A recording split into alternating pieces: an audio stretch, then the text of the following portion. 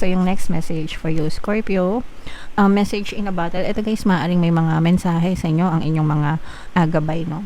For some of you guys, sorry, maaaring may kumontak pala sa inyo. So, kung nag-aantay kayo ng communication from another person, or maaaring biglang may kumontak sa inyo mga kapiksi, or maaaring meron kayong matanggap na good news guys, no? Kung meron talaga kayong inaantay sa trabaho, or kung ano man yung nilalakad nyo mga kapiksi. And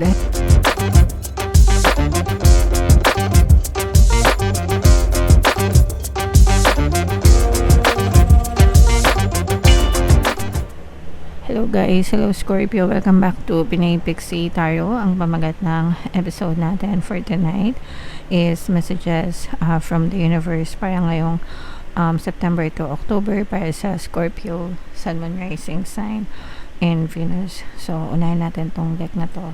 Mga kapiksi, by the way, naka-upload na sa ating channel yung inyong 2026 kapalaran. Kung hindi nyo pa napapanood guys, panoorin nyo na. So, yung first message for you, Scorpio, peace, kapayapaan, wow. So, i-claim nyo na yan, guys. Ibig sabihin nito, maaaring maging very kalmado yung inyong pamumuhay, guys. Ngayong season na to, wala kayong masyadong iniisip, walang masyadong alalahanin, kalmado lang mga kapiksi. And dapat pinaprotektahan natin ito, guys, no? Huwag tayong basta-basta magpapatrigger sa mga nakikita natin, sa mga nababasa natin, sa mga naririnig natin, mga kapiksi. Okay? So, and kahit na anong gulo, or kahit na anong sitwasyon, panatilihin natin yung pagiging kalmado, guys. So, yeah, kaya natin yan.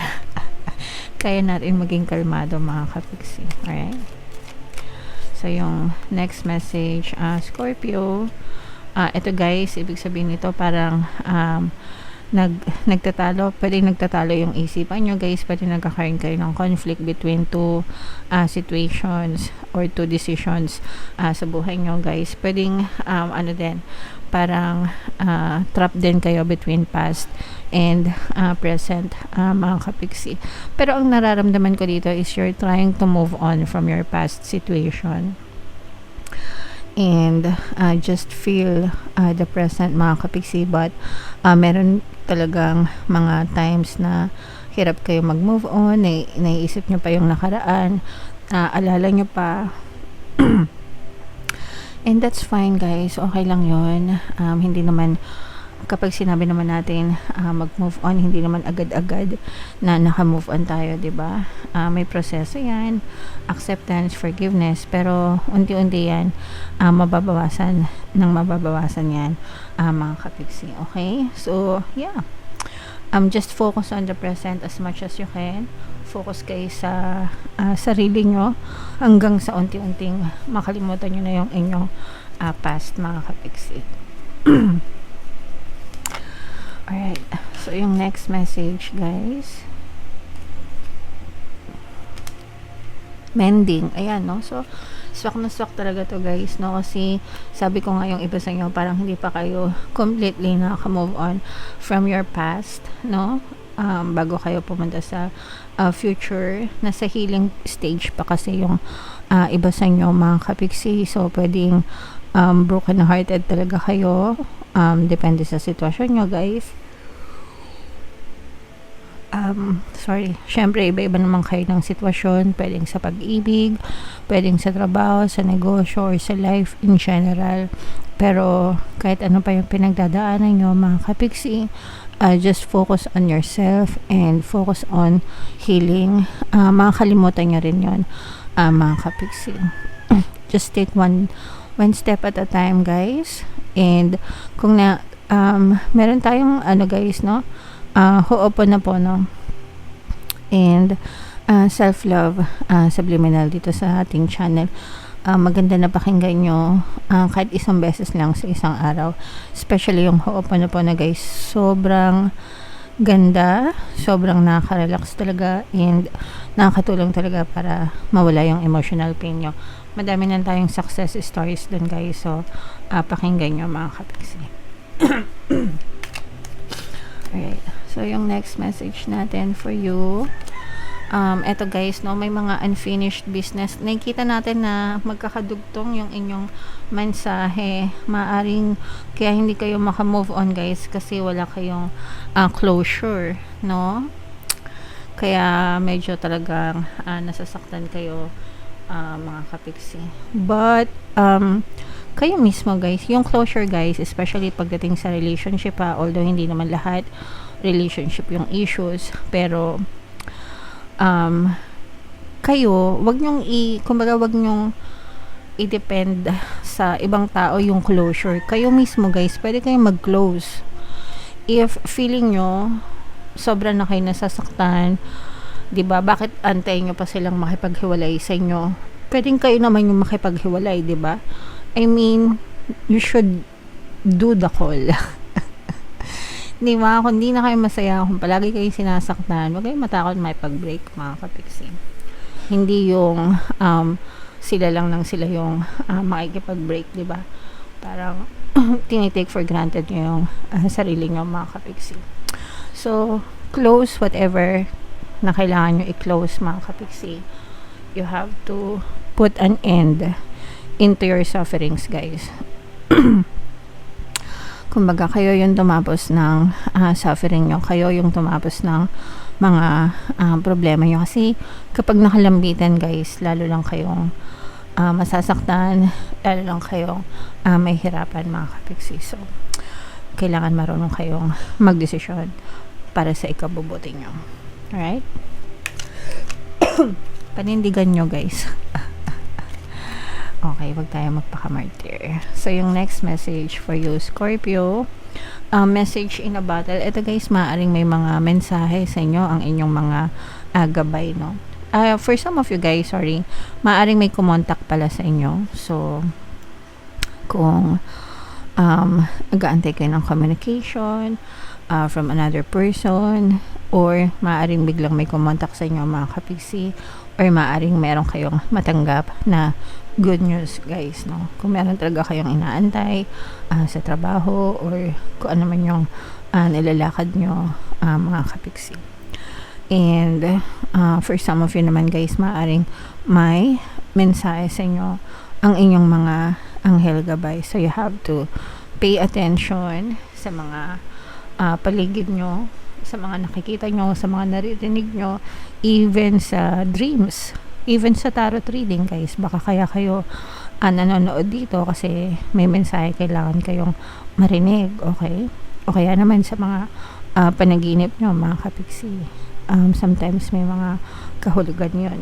So, wag na kayong magtanong sa akin kung anong meaning ng dreams nyo guys, kasi hindi naman ako interpreter. Marami kasi nagtatanong, kapiksi na naginip po ako ng ganito, ganito, ganyan, ganyan.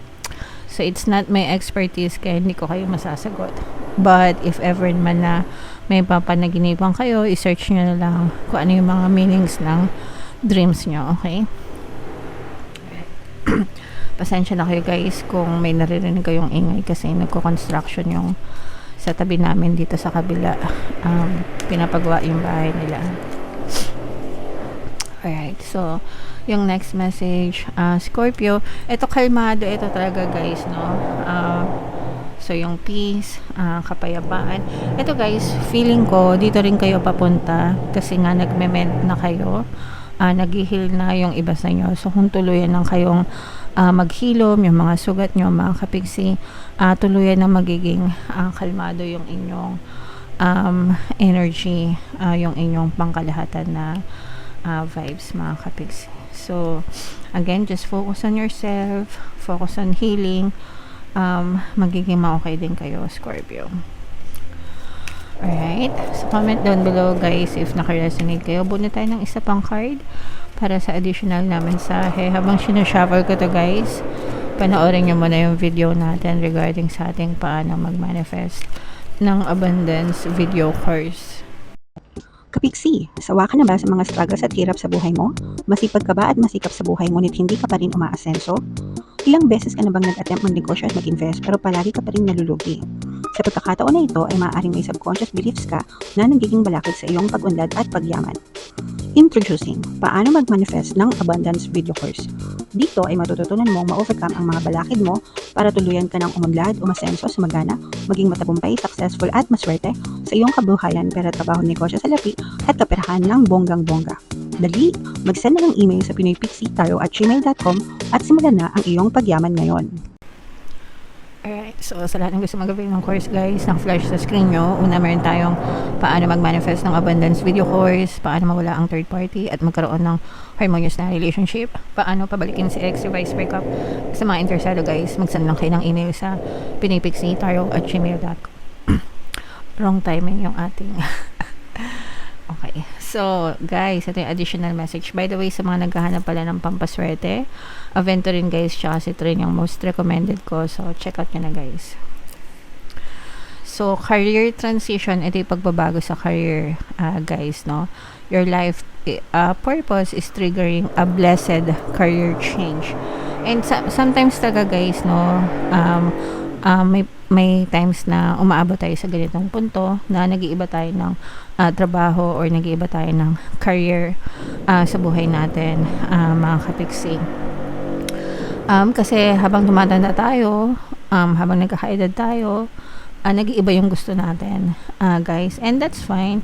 And for some of you guys, no, if ever man na magkaroon kayo ng career change, you will be very blessed, mga kapiksi. So, I'm sensing na itong mensahe na to ay magre-resonate para dun sa mga kapiksi na talagang naguguluhan, naghahanap talaga ng kasagutan if magka-career change ba sila or hindi. Kasi minsan, ganun tayo mga kapiksi, no? May mga pinag-iisipan natin, lilipat ba ako ng trabaho, magbabago ba ako ng trabaho, ganyan-ganyan. So, this might be a good sign for some of you, kasi ito na mismo yung mensahe sa inyo ng inyong mga gabay. Kapag nagkaroon kayo ng career transition, you will be blessed, mga kapiksi. Alright? So, let this be your sign, Scorpio. Alright, so maaring ito rin yung message nyo, no? Kasi message, sabi ko nga sa inyo, maaring may mensahe sa inyo ang inyong mga anghel gabay. Okay, so comment down below, Scorpio, if naka-resonate kayo guys. And ito guys, i-mind nyo na tong kapayapaan na to, itong career change na to, itong healing na to guys. So yeah, and ito yung ating 2026 kapalaran guys. Panoorin nyo na. Ito naman yung ating success stories ng paano mag-manifest ng abundance video course. Thank you for liking, sharing, and subscribing. See you next time. I love you all. Have a nice day. Bye-bye.